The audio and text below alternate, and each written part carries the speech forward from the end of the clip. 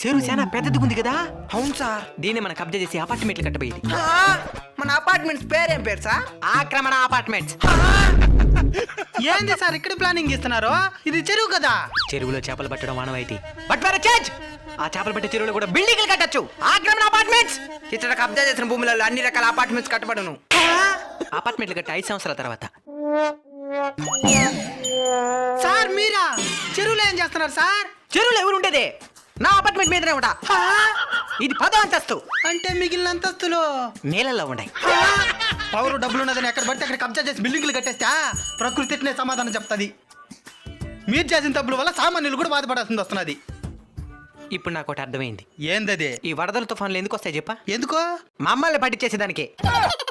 అవును, ఇంతకు మీ పియ్య ఎక్కడా? హే, సరిగ్గా నిలబడి కదలు పక్క.